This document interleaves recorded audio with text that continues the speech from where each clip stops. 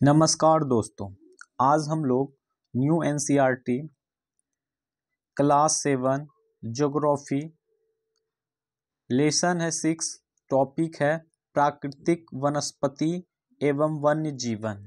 मतलब प्राकृतिक से रिलेटेड जितने भी इसमें है सारा कुछ हम लोग अंडरलाइन करेंगे और पढ़ेंगे, और इम्पोर्टेंट लाइन को एग्ज़ाम के पर्पज़ से उसको अंडरलाइन करके नोट भी करते चलेंगे। और लास्ट में जो जितने भी प्रश्न हैं उसको हम लोग करके कंप्लीट करते चलेंगे। चलिए स्टार्ट करते हैं। टॉपिक क्या था? प्राकृतिक वनस्पति एवं वन्य जीव। एक्सरसाइज 6। सलीमा अपने ग्रीष्म शिविर से बहुत उत्साहित थी। सलीमा एक थी लड़की, वो क्या थी? अपने ग्रीष्म शिविर से बहुत उत्साहित थी। अपने सहपाठियों के साथ वह हिमाचल प्रदेश में मनाली देखने गई थी। उसे सब स्मरण था कि बस जैसे जैसे चढ़ाई पर जा रही थी तो वह स्थलाकृति एक प्राकृतिक वनस्पति के बदलते रूपों को देखकर कितनी हैरान हो रही थी। गिरिपाद में स्थित साल एवं सागवान के घने वीर कहाँ पे? गिरिपाद में स्थित साल एवं सागवान के घने वन धीरे धीरे अदृश्य हो गए तथा पर्वत की ढलानों पर पतली नुकीली पत्तियां तथा शंकुआकार वितान लंबे वृक्ष दिखने लगे। उसे पता चला कि वह शंकुआधारी वृक्ष थे। लंबे वृक्ष पर खिले लाल फूलों पर उसका ध्यान गया। वे रोडोड्रॉन के फूल थे। क्या चीज़ के फूल थे? रोडोड्रॉन का फूल थे। मनाली से आगे रोहतांग दर्रे तक के रास्ते में उसने देखा कि भूमि छोटी छोटी घास एवं कुछ स्थानों पर बर्फ से ढकी हुई थी। कहाँ पे? तो मनाली के पास, ठीक है, रोहतांग दर्रा के पास। चलिए यहाँ भी करके सीखेंगे, उसको भी चलते पढ़ते हुए। क्या आप बता सकते हैं कि चढ़ाई के समय सलीमा ने प्राकृतिक वनस्पतियों में क्या परिवर्तन देखा? हिमालय में गिरिपाद से लेकर ऊंचाई तक सलीमा ने किस प्रकार की वनस्पति देखी? ठीक है, अब यहाँ से देखते हैं।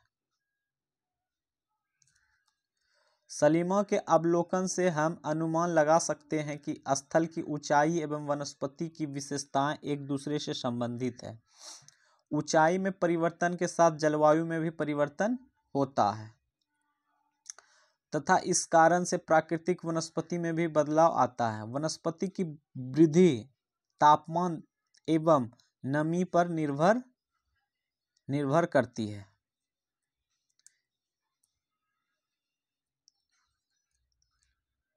इसके अलावा यह ढाल एवं मिट्टी की परत की मोटाई जैसे कारकों पर भी निर्भर करती है। इन घटकों में अंतर के कारण किसी स्थान की प्राकृतिक वनस्पति की सघनता एवं प्रकार में भी परिवर्तन होता है। आमतौर पर प्राकृतिक वनस्पति को निम्न 3 मुख्य श्रेणियों में वर्गीकृत किया जाता है। कितना है? 3 मुख्य वर्गों में, 3 मुख्य श्रेणियों में वर्गीकृत करते हैं प्राकृतिक वनस्पति को। तो पहला है वन, जो वृक्ष के लिए उपयुक्त तापमान एवं परिपूर्ण वर्षा वाले क्षेत्रों में उगते हैं। इन कारणों के आधार पर सघन एवं खुले वन विकसित होते हैं। चलिए पहले इसको देख लेते हैं क्या है ये फूल है। कौन सा? रोडोड्रॉन का। ऊपर है, इसमें रेड सा फूल खिलते हैं। ठीक है, आओ कुछ करके सीखें, इसको भी देखते हुए चलेंगे। सलीमा की तरह जब आप किसी नए स्थान पर जाते हैं तो वहां पाई जाने वाली विभिन्न प्रकार की प्राकृतिक वनस्पति पर ध्यान दें एवं उन कारकों पर विचार करें जिसके कारण यह वनस्पतियां वहां पैदा हुई है। वृक्षों की कटाई, चराई, नगदी फसलों की खेती, निर्माण कार्यों आदि के रूप में उस क्षेत्र में अगर कोई मानव हस्तक्षेप हुआ है तो उसे लिखें। चलिए अब खो नंबर देखते हैं क्या है। 3 प्रकार का था। खो है घास स्थल, पहला वन था, दूसरा क्या है? घास स्थल, जो मध्य वर्षा वाले क्षेत्र में विकसित होते हैं। घास स्थल क्या होता है? जो मध्य वर्षा मतलब मिनिमम वर्षा होता है। ठीक है। अब गो नंबर है कांटेदार झाड़ियाँ। कांटेदार झाड़ एवं झाड़ियाँ केवल शुष्क क्षेत्र में पैदा होते हैं। सलीमा हिमालय की यात्रा का अपना यह अनुभव अपने पिता को बता रही थी। उसके पिता विश्व के विभिन्न स्थानों पर जा चुके थे। उन्होंने सलीमा को विभिन्न महाद्वीपों के विभिन्न भागों के पाए जाने वाले विविध प्रकार के वनस्पतियों के बारे में बताया। उन्होंने उपध्रुवीय प्रदेश में शंकुधारी वन, रेगिस्तानों में कांटेदार झाड़ियां, आंध्र प्रदेश में घन उष्णकटिबंधीय दृढ़ काष्ठ वनों के बारे में कई अन्य जानकारियां दी। सलीमा समझ गई कि हिमालय के क्षेत्रों में लगभग सभी प्रकार की वनस्पतियां पाई जाती हैं जो भूमध्य रेखा से ध्रुव की ओर जाने पर मिलती है।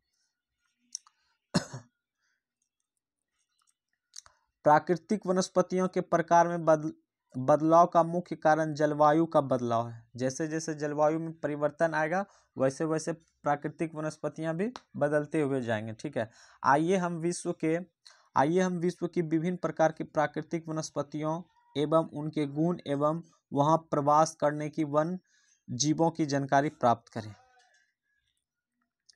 चलिए, ये है कांटेदार झाड़ियां जो कि शुष्क जगह पे उगते हैं, फलते हैं। ठीक है, चलिए अब वन के बारे में देख लेते हैं। पहले क्या है ये वन के बारे में देखते हैं। उष्णकटिबंधीय सदाबहार वन। कौन सा? उष्णकटिबंधीय सदाबहार वन। ठीक है, इन वनों को उष्णकटिबंधीय वर्षा वन भी कहते हैं। उष्णकटिबंधीय सदाबहार वन को हम लोग क्या कहते हैं? उष्णकटिबंधीय वर्षा वन भी कहते हैं। चित्र 6.3, यह घने वन भूमध्य रेखा एवं उष्णकटिबंधीय के पास पाए जाते हैं। कहाँ पाए जाते हैं? जहाँ घना वन होता है, भूमध्य रेखा एवं उष्णकटिबंधीय के पास ही पाया जाता है। यह क्षेत्र गर्म होते हैं। उष्णकटिबंधीय सदाबहार वन जो होते हैं वो गर्म क्षेत्र होते हैं। ठीक है, एवं पूरे वर्ष यहाँ अत्यधिक वर्षा होती है। मतलब बहुत गर्म भी होते हैं और पूरा वर्ष यहाँ पे अत्यधिक वर्षा होती है। ठीक है, चूंकि यहाँ का मौसम कभी शुष्क नहीं होती है, इसलिए यहाँ के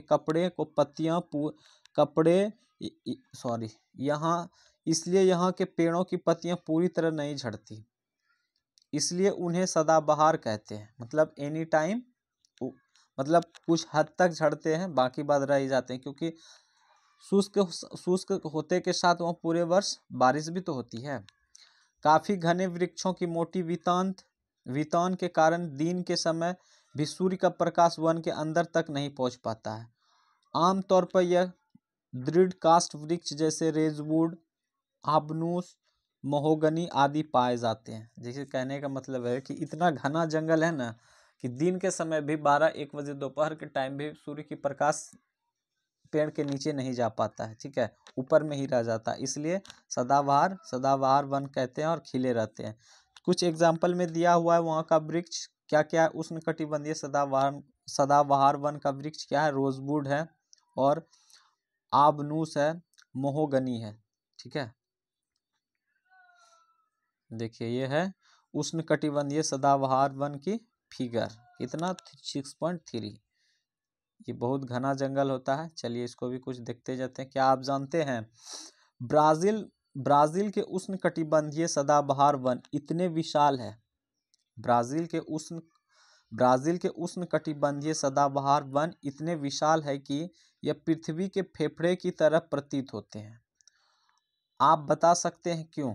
ब्राजील के उष्णकटिबंधीय सदाबहार वन इतने विशाल है कि वह पृथ्वी के फेफड़े, मतलब ये प्रश्न कहा जाता है कौन सा वन को पृथ्वी का फेफड़े कहा जाता है? तो ब्राजील के उष्णकटिबंधीय वन को। ये इंपॉर्टेंट लाइन है। ठीक है, इतना ही घना होता है कि वो कहते हैं उसको पृथ्वी का फेफड़ा। क्या आप जानते हैं एनाकोंडा विश्व के सबसे बड़ा सांप है? एनाकोंडा जो है क्या है? उष्णकटिबंधीय वर्षा वन में पाया जाता है। यह मगर जैसे बड़े जानवर को मार और खा जा सकता है। चलिए इसके बारे में और अच्छे से देखते हैं। एनाकोंडा क्या है? एक सांप है, विश्व का सबसे बड़ा सांप है। यहाँ पे प्रश्न पूछता है कोई भी एग्जाम में, ऑल कॉम्पिटिटिव एग्जाम में पूछा ही जाता है कि विश्व का सबसे बड़ा सांप कौन सा है। एनसीईआरटी के द्वारा, न्यू एनसीईआरटी के द्वारा क्या है? एनाकोंडा। एनाकोंडा क्या है?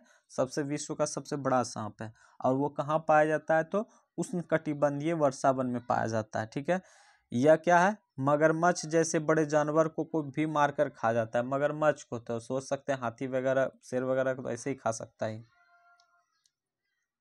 चलिए अब क्या है, उष्णकटिबंधीय पर्णपाती वन को, पर्णपाती वन, ठीक ना, उष्णकटिबंधीय पर्णपाती वन, ठीक है, इसको देखते हैं। पहले था उष्णकटिबंधीय सदाबहार वन, अब क्या है, पर्णपाती वन, ठीक है। उष्णकटिबंधीय पर्णपाती वन मानसूनी वन होते हैं, ये मानसून के ही द्वारा होता है, ठीक है। ये जो भारत, उत्तरी ऑस्ट्रेलिया एवं मध्य अमेरिका के बड़े हिस्सों में पाए जाते हैं। कहाँ कहाँ पाए जाते हैं उष्णकटिबंधीय पर्णपाती वन? तो ये भारत और उत्तरी ऑस्ट्रेलिया एवं मध्य अमेरिका में के बड़े हिस्सों में पाए जाते हैं। चित्र 6.4 देख लेंगे। इन क्षेत्रों में मौसमी परिवर्तन होते रहते हैं। क्या होता है, मौसमी परिवर्तन होता है, तब पर्णपाती वन उत्पन्न होता है, ठीक है। जल संरक्षित रखने के लिए शुष्क मौसम यहाँ के वृक्ष पत्तियां झाड़ देते हैं। जल संरक्षित रहने के कारण क्या होता है, वहाँ के वृक्ष की पत्तियां झड़ जाता है। इन वनों में पाए जाने वाले दृढ़ काष्ठ वृक्षों में साल, सागवान, नीम तथा शीशम है। यहाँ के वनों में पाए जाने वाले दृढ़ काष्ठ वृक्ष क्या क्या है पर्णपाती वन का? तो साल, सागवान, नीम, शीशम, ये सब वहाँ के पर्णपाती वन है, ठीक है। दृढ़ काष्ठ वृक्ष फर्नीचर, यातायात एवं निर्माण सामग्री बनाने के लिए बहुत उपयोगी होते हैं। इन प्रदेशों में आमतौर पर पाए जाने वाले जानवर हैं बाघ, शेर, हाथी, गोल्डन लंगूर एवं बंदर, जो कि चित्र इतना में दिया गया हुआ है, ठीक है। सारा चित्र देख लेंगे। सारा कुछ यहाँ पे पाया जाता है क्या चीज में? पर्णपाती वन में। इसमें जानवर भी पाया जाता है, ठीक है। आओ कुछ करके सीखें। भारत में शीतोष्ण सदाबहार एवं शीतोष्ण पर्णपाती वन कहाँ पाए जाते हैं? उन राज्यों के नाम बताएं। भारत में अधिकतर किस प्रकार के वन पाए जाते हैं? चलिए अब इसको हम लोग थोड़ा सा देख लेते हैं। पहले ये देखते हैं क्या है, उष्णकटिबंधीय पर्णपाती वन, ये भी जंगल घना ही होता है। फिर उसके बाद क्या है, बाघ के बारे में, पर्णपाती वन में कौन सा जानवर पाया जाता है? तो बाघ हो गया, और क्या हो गया, ये गोल्डन लंगूर हो गया, गोल्डन लंगूर हो गया। उसके बाद क्या है, उसके बाद क्या है, हाथी है। उसके बाद क्या है, शीतोष्ण सदाबहार वन के बारे में देखते हैं। चलिए ये क्या है, शीतोष्ण सदाबहार वन। शीतोष्ण सदाबहार वन मध्य अक्षांश के तटीय प्रदेशों में स्थित है। चित्र 6.7, ये सामान्यतः महाद्वीप के पूर्वी किनारों पर पाए जाते हैं, जैसे दक्षिण पूर्व अमेरिका, दक्षिण चीन एवं दक्षिण पूर्वी ब्राजील। यहाँ बांज, चीड़ एवं यूकेलिप्टस जैसे दृढ़ एक मुलायम दोनों प्रकार के पेड़ पाए जाते हैं। कौन कौन? तो बांज, चीड़, यूकेलिप्टस जैसे दृढ़ मुलायम दोनों वृक्ष पाए जाते हैं। कहाँ? तो शीतोष्ण सदाबहार वन में पाया जाता है, ठीक है। अब है क्या, शीतोष्ण पर्णपाती वन।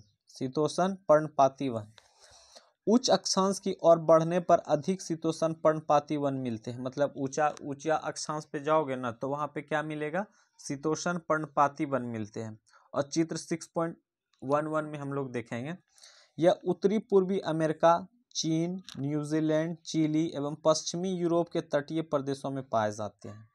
कहाँ कहाँ पाए जाते हैं? तो उत्तरी पूर्वी अमेरिका, चीन, न्यूजीलैंड, चिली, पश्चिमी यूरोप के तटीय प्रदेश में पाए जाते हैं। यह अपनी पत्तियां शुष्क मौसम में झाड़ देते हैं। जब गर्म होता है ना तो उस समय पत्तियां उसका क्या होता है, झड़ जाता है।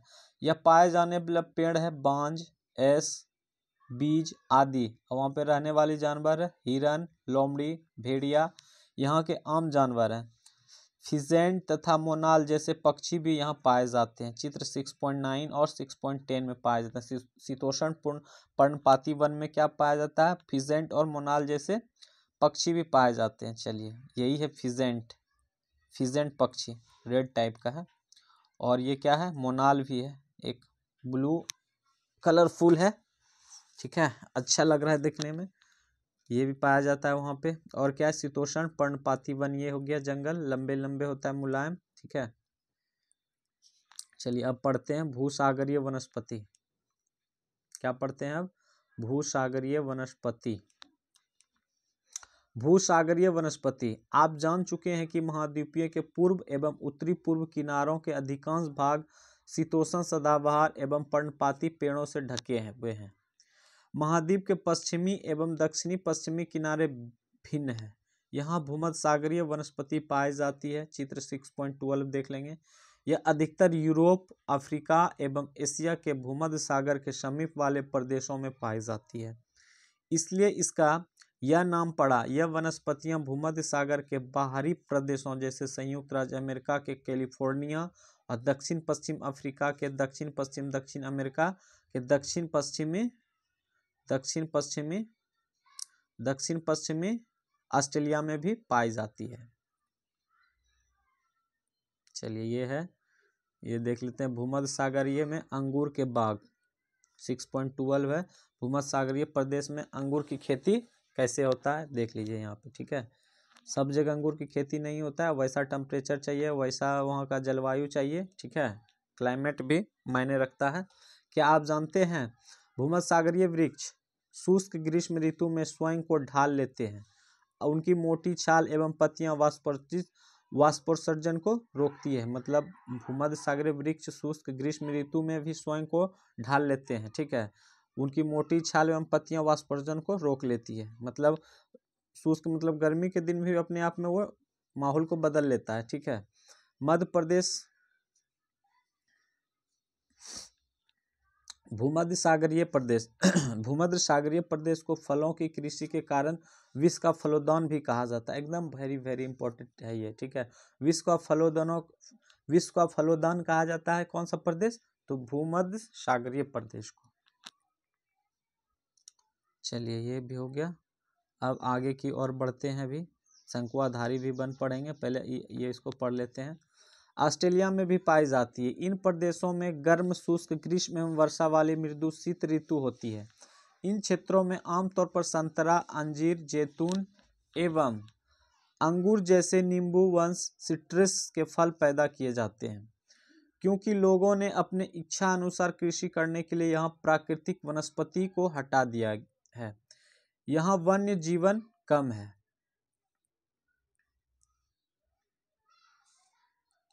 शंकुआधारी वन उत्तरी गोलार्ध के उच्च अक्षांशों में 50 से 70 डिग्री में भव्य शंकुआधारी वन पाए जाते हैं।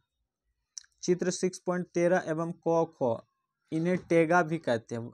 शंकुआधारी वन को क्या कहते हैं? टेगा भी कहते हैं।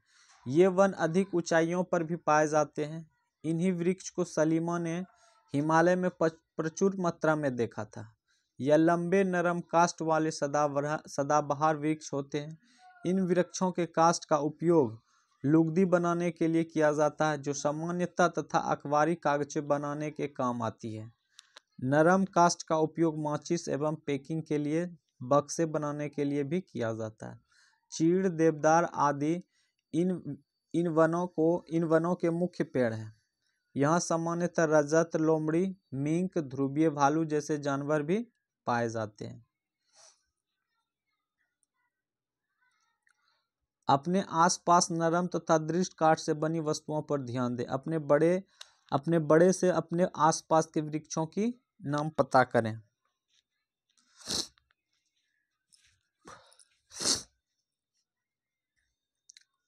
क्या आप जानते हैं रूसी भाषा में टेंगा का अर्थ होता है शुद्ध या अनुच्छा? रूसी भाषा में टेंगा, शंकुआधारी वन को टेंगा कहते हैं। टेंगा का रूसी भाषा में क्या होता है? शुद्ध या अनुच्छा।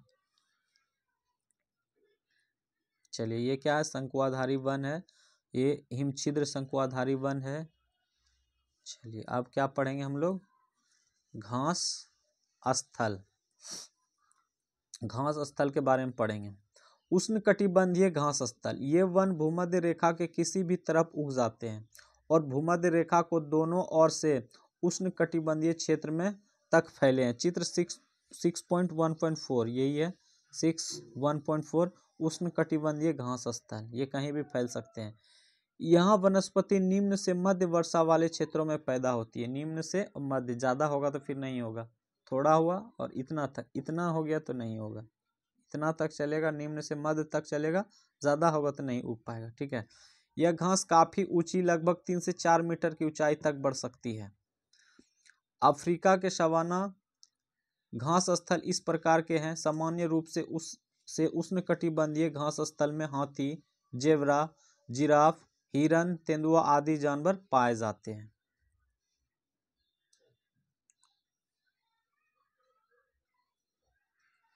शीतोष्ण घास स्थल, ये शीतोष्ण घास स्थल ये मध्य अक्षांशीय क्षेत्र और महाद्वीपीय के भीतर भागों में पाए जाते हैं। यहाँ की घास आमतौर पर छोटी एवं पौष्टिक होती है। शीतोष्ण प्रदेश में सामान्यतः जंगली भैंस, बाइसन, एंटीलोप पाए जाते हैं। शीतोष्ण घास में क्या क्या पाया जाता है? तो जंगली भैंस, बाइसन, एंटीलोप पाए जाते हैं। ये चित्र 6.5 का है, जिराफ का है। अब कंटीली झाड़ियाँ देखते हैं। कंटीली झाड़ियाँ क्या होता है? शुष्क रेगिस्तान, जैसे गर्मीला रेगिस्तान, जैसे कि पानी का कमी होता है, शुष्क रेगिस्तान जैसे प्रदेश में पाई जाती उष्णकटिबंधीय रेगिस्तान महाद्वीपों के पश्चिमी किनारों पर पाए जाते हैं। तीव्र गर्मी एवं बहुत कम वर्षा के कारण यहाँ वनस्पतियों की कमी रहती है। विश्व के मानचित्र पर रेगिस्तानी प्रदेश को चिन्हित करें। क्या आप भारत के बड़े बड़े रेगिस्तान का नाम बता सकते हैं? रेगिस्तान के कुछ जानवरों के नाम बताएं जिन्हें आप पहले से जान चुके हैं। यदि आप ध्रुवीय प्रदेश में जाएंगे तो वह स्थान आपको अत्यधिक ठंड मिलेगा। ध्रुवीय प्रदेश में जाएंगे तो ठंड मिलेगा अधिक। यहाँ बहुत ही सीमित प्राकृतिक वनस्पति मिलती है। यहाँ केवल काई, लाइकन एवं छोटी झाड़ियाँ पाई जाती है। ये अल्पकालिक ग्रीष्म ऋतु के दौरान विकसित होते हैं। इसे टुंड्रा प्रकार के वनस्पति कहा जाता है। क्या कहा जाता है? टुंड्रा प्रकार का। ये वनस्पतियां यूरोप, एशिया एवं उत्तरी अमेरिका के ध्रुवीय प्रदेशों में पाई जाती है। यहाँ के जानवरों के शरीर पर मोटा फर एवं मोटी चमड़ी होती है। टुंड्रा प्रदेश के जो जानवर होते हैं वो जानवर के शरीर पर मोटा फर होता है और मोटी चमड़ी होती है, जो उन्हें ठंडी जलवायु में सुरक्षित रखते हैं। यहाँ पाए जाने वाले कुछ जानवर हैं सील, वालरस, कस्तूरी बैल, ध्रुवीय उल्लू, ध्रुवीय भालू, बफिली लोमड़ी। 6.16 में देख लेंगे हम लोग। और क्या है? ये सब पाया जाता है। सलीमा के पिता ने उसे कुछ घने वनों के चित्र दिखाया। कुछ चित्रों में सलीमा ने देखा कि लोग वृक्षों को काट कर वनों की सफाई कर रहे हैं। उसके पिता ने बताया कि स्थानीय लोगों कृषि की आवास के लिए स्थान चाहते थे, इसलिए उन्हें वनों को साफ कर दिया। सलीमा सोचने लगी, अगर वनों को साफ कर दिया जाता है तो वन्य जीव कहाँ जाएंगे? क्या ये वन पुनः वैसे ही बन पाएंगे? अगर लोग इसी प्रकार पेड़ों को काटते रहे तो यह भविष्य में पर्याप्त ऑक्सीजन, जलवाष्प, लकड़ी, फल, मेवे आदि मिल पाएंगे? क्या आप सलीमा से सहमत हैं? अपने दोस्तों के साथ वनस्पति एवं प्राणी जगत की विविधता में हो रही कमी पर चर्चा करें, इनके संरक्षण के बारे में सुझाव दें। चलिए, ये 6.15 हो गया। ये जिराफ का चित्र है। और आगे की ओर बढ़ते हैं। क्या आप जानते हैं विभिन्न प्रदेशों के घास स्थल के बारे में पढ़ते हैं? एकदम बहुत इंपॉर्टेंट है ये, बहुत सारे एग्जाम में पूछा भी गया है। विभिन्न प्रदेशों के घास स्थल विभिन्न नाम से जाने जाते हैं। चलिए इसको देखते हैं क्या है। तो उष्णकटिबंधीय घास स्थल के बारे में देखते हैं पहले क्या है। तो उष्णकटिबंधीय घास स्थल के बारे में पहले देखते हैं। तो पूर्वी अफ्रीका का घास का स्थल है सवाना। सवाना कहाँ का है? पूर्वी अफ्रीका का। कंबोज कहाँ का है? तो ब्राजील का। लानोस कहाँ का है? तो वेनेजुएला का। इसको फिर से देखेंगे। सवाना पूर्वी Africa, compose Brazil, Llanos Venezuela का। ठीक है।